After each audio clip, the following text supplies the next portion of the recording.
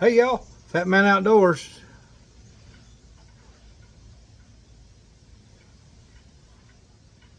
Kind of feel like I'm being watched. Keep hearing purring. I don't know. But anyway, what I'm doing right now is I'm getting ready for a range session we're going to have Saturday. A few of us are going to the range, and I'm getting some 357 and some 38 special together. I've already got a big stack of 9mm and some shotgun slugs, a few other things, 5.56 stuff that we're taking. But I wanted to touch on real quick the use of a very innovative item, and I believe, my personal opinion, it's the best one on the market of any brand. Some people that are I got to be able to spend more money than you do kind of people, they might disagree, but for me it's still the best one in the business, and that is the Lee factory crimp die. Now the reason I think it's the best one in the business is because that carbide insert at the end of the die guarantees you that if that piece of ammo goes in that carbide ring and comes back out, it'll chamber. Now, if you got the length right, the charge right, that's on you. But if it'll go in that carbide ring and come back out of the carbide ring, then it's going to work in the chamber. It's going to fit. But that's not what this is about. What I want to talk to you about is placement of your crimp and how much you should crimp. Now, you can over crimp. You can tighten down too much and pretty much crush your case in, and that's dangerous because it's going to cause pressure spikes, and you might blow yourself up, and you get to go around the rest of your life with some Smith & Wesson shrapnel in you or whatever gun you're shooting.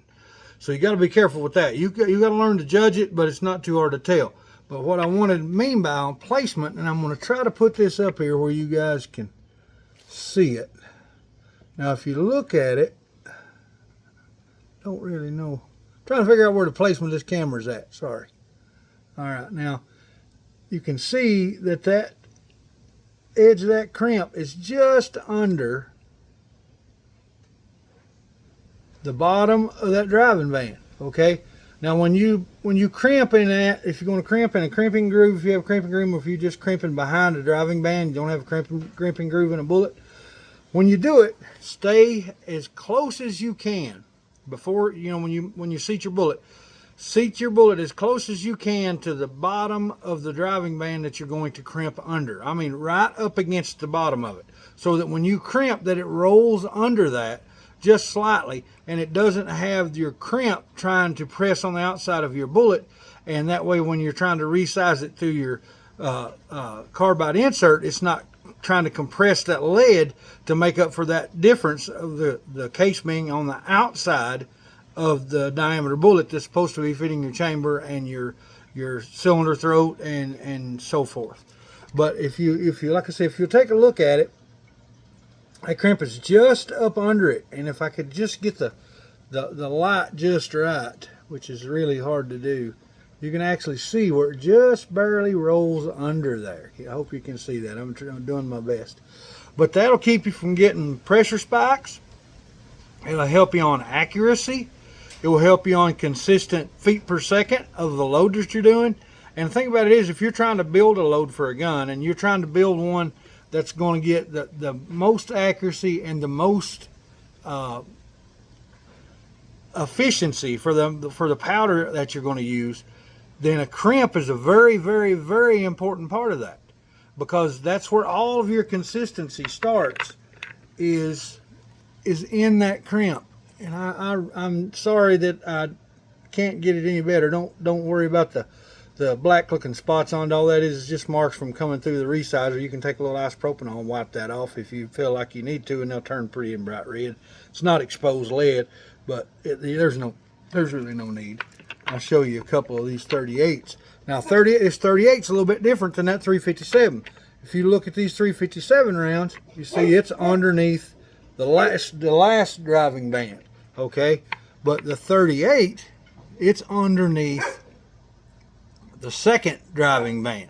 But it's right up against the bottom of that driving band is where I seated the bullet to, so that I could get the crimp to go under that and not be on the outside of the lead and causing possibilities of pressure spikes or messing with your accuracy. But that's very important. And it being very important, the proper tool to do that job is also very important. And that's where this little guy comes in. This is the Lee factory crimp die, and I'm going to take it out and show you. When you set this up, you set it up to adjust this knob right here, to adjust the depth that your bullet's going to be pushed into the case. But that's not the important part. The important part is, if you can see that carbide ring, that shinier part of the insert right there at the very bottom, okay?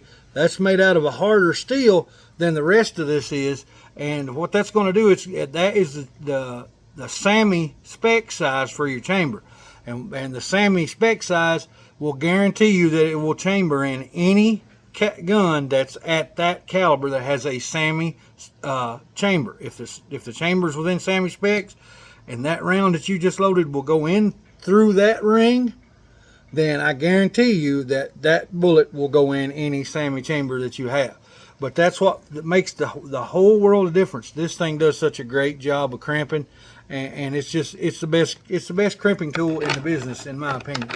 Well, guys, I'm just going to get back to what I was doing and finish loading up these 38s and 357s, getting them crimped up with these powder coated bullets that I made, and I'll let y'all get on with your day. This is the Fat Man. I appreciate y'all watching. Keep shooting. Be safe. Hope to see y'all in the next Fat Man video. I'm gone.